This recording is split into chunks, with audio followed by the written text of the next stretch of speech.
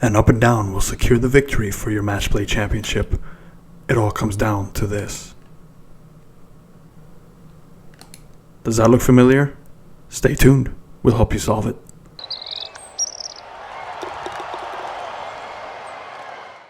Good evening, golfers. Thank you again for joining the Line Golf Academy. This is not a swing analysis video. This is just a couple of tips to help you learn to hit it out of the bunker more efficiently and consistently.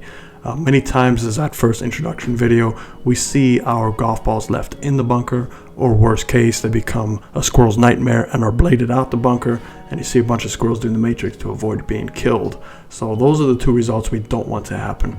Typically what causes those results are a lack of turn through the golf ball and not understanding how the hands need to drive down into the turf, or in this case the sand.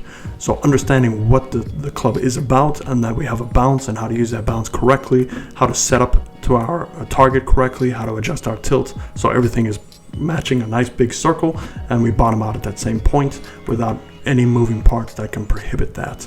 So I've set up a couple lines here for you, my shoulder tilt and also my spine angle. And I've tried to match my club shaft to that spine angle, so I'm basically setting myself on the right side a little bit more because it's a slightly uphill slope, so I'm trying to match it as best as I can, and this ensures that the golf club will come into the ground a few inches behind the golf ball as long as I stay in this posture throughout most of the swing on the way down.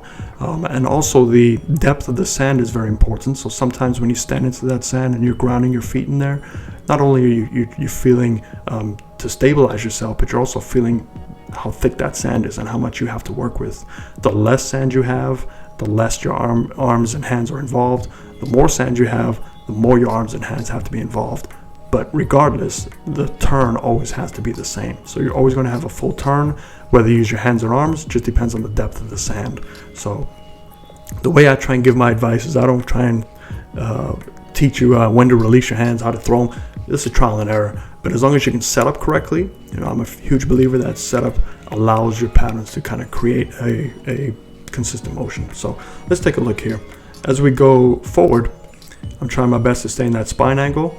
I can still see I'm getting a pretty good turn. It's probably 65-70 degrees of turn, and the golf ball, I'm trying to land it up over here somewhere and try and take that bounce down. So it's a pretty aggressive motion. Lower body's very steady. I'm not trying to do a lot on the backswing of the lower body. On the way down, I'm just turning. So all I'm doing is turning, holding that angle as long as I can, and right about halfway point, I know that sand is very heavy, so I have to fire my hands at it and really go down and get that golf ball. So you see my hands really activate and push down into that ground, and the sand comes on out. But if you notice my shoulders never stop. And as long as you turn your shoulders, that provides the power to push your hands through. The moment you stop turning your shoulders, your hands just are left to kind of flip, and you saw the result, either very heavy or blade over the green.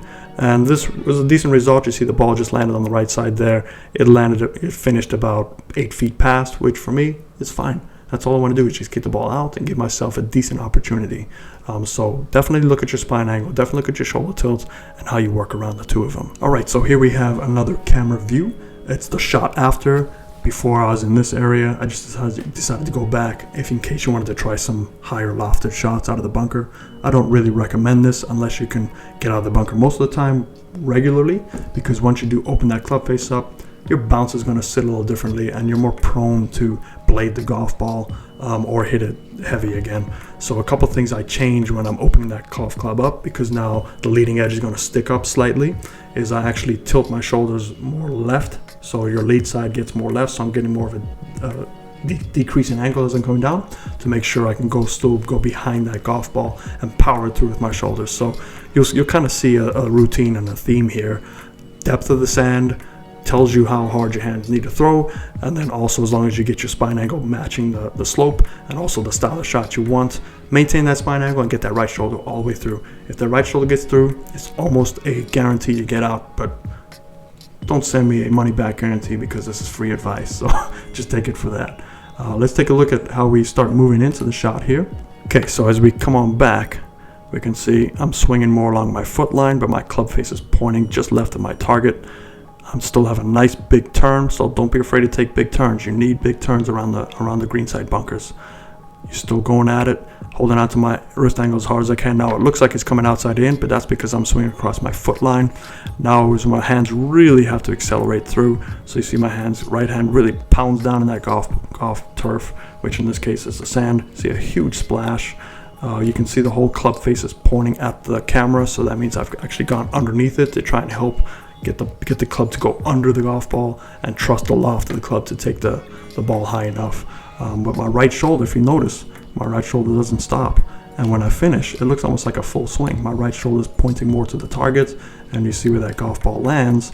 It just lands slightly off the green, takes a big bump, and then rolls on down. So for me, again, that's a win. I got the ball out, but I really had to activate my hands, and I found that out by putting my feet in the turf and feeling how deep that sand really is.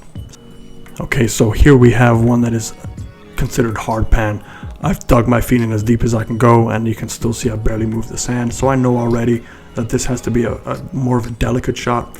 I'm looking to make contact closer to the golf ball so the bounce doesn't catch it too far behind the golf ball, and then it's just blade city. So I'm looking to get really close to that golf ball. I'm not looking to leave, an inch or two behind. I'm looking to set up right behind that golf ball, keep my body very still. I'm leading my weight on my left side, majority of it, because I want to make sure I bottom out at the same point. I don't want any rocking going back and forth. And then just basically shorten my motion. Make sure that you see how much shorter that is? My right shoulder still drives. So you see the right shoulder moves from here to here, it drives. My hands release as best as they can, right close to the golf ball. The ball goes up my right shoulder. Look how much my right shoulder is facing the target. So as long as the right shoulder gets through, that golf ball did go a little bit high and hot. It finished on that fringe, but for me, on a hard pan lie, I'm just happy to get that out and give me an opportunity to try and make a decent putt, or at least get it close enough where I can just walk away and limit my damages. Okay, this is the final one I'm going to show you. This was probably a better shot of mine today. Again, I'm looking to land this nice and soft, so I'm going to take a nice wide arc. I'm going to make sure my right shoulder goes through. I'm going to release my hands because I have medium. This is kind of like a medium between hard pan and really soft sand, so it's more of a traditional feel. So I know the bounce is going to act more traditional like, so you can see me setting up more tilted back because I'm trying to get the ball up in the air, and I'm just going to trust my right shoulder and throw my hands at it and see what happens. We can see that nice big turn again. I'm sitting more on my right side because I'm trying to go underneath and stay back and get the ball a little bit higher. My hands release. Golf ball goes nice and high. It lands in an optimum place for me and just rolls pretty close to the hole. So I was pretty happy with that one, obviously. But just understanding how we change our setup accordingly makes a huge difference. So I hope that helps for you. If you do like this content, just let me know by liking and subscribing. That really helps support the channel. And if you have any other videos you want me to try and do, let me know and I'll try and make them happen for you. Thanks so much, and fairways and greens.